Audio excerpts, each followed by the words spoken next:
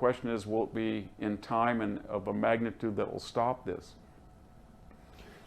So, to the hearing today in New York, the civil case against Trump, my read of it is that it's ridiculous. The premise is absurd. Am I missing something? Is there any merit, do you think, just as objectively as you can, to this suit?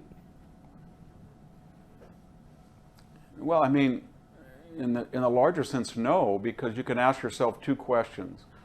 Would Letitia James and the people who were doing this, would they have done it if Donald Trump on January 7th said, conditions have changed, I'm now not going to run for office? I think the answer is no.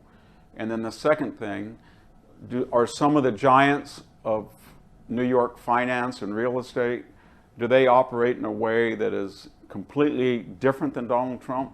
They never overvalue an asset, and I think the answer is no.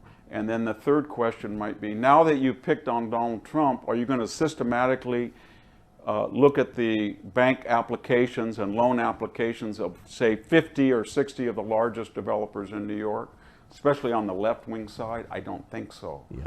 So, and especially you made a good point that the bank is not filing suit and saying we lost all of its money.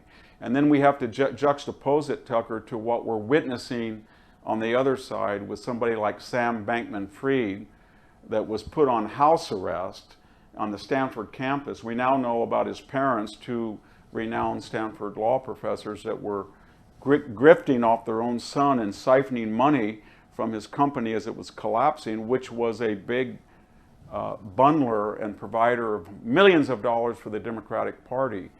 And nobody in the Democratic Party seems to be upset about him. And then we have Hunter Biden looking right, and we're looking at this, and you want to ask Letitia James, are you really going to do anything, or do you think that Joe Biden should face consequences for again and again and again telling the American people he had no knowledge or participation in any of Hunter's business when you know that was untrue? And money was coming to his address. And so it's a very strange time, Tucker, when you have all this evidence, both to exonerate Donald Trump because of this asymmetrical treatment and the fact that there was no damage, but also when you're looking at Hunter Biden or Menendez and all these people, and you think, how can they, with a straight face, tell us that there's not a shred of evidence that Hunter and Joe were acting in an illegal fashion? And the President of the United States, as we talk, you and I are talking right now, the President of the United States is pretty clearly, as Vice President, was utterly corrupt and has never accounted for that. And nobody on the left cares about it. And more importantly, the judiciary or the prosecutorial arm of the United States government is protecting him. Let me ask you one last question. So I want to put up a clip of, as you noted, there's a lot going on, and no matter what side you're on, I think any aware person sees that this is a revolution. Our most basic systems are changing for good or bad. And yet the news coverage, I mean, not only is it partisan, it's also incredibly shallow. Here's MSNBC's coverage of the civil trial in New York, the case against Donald Trump. Just one clip of it. As of this order, several of the crown jewels in Trump's real estate empire, the properties upon which he built his brand, those properties are now in limbo. The precise impact of today's ruling has yet to be seen, but Trump could lose control of properties including Trump Park Avenue, which is his luxury skyscraper in Manhattan's Lenox Hill neighborhood. He could lose control of 40 Wall Street, the historic tower Trump owns in the financial district. He could lose control of his Seven Springs Golf Club in Bedford, New York. Even his apartment in Trump Tower, the Gilded Bunker, in which he has sought refuge in his home city. Trump could lose control of that. Maybe even the Golden Toilet, too. So here they're going after this guy on the basis of a non-crime. They're not even alleging that there was a crime or that anyone was hurt.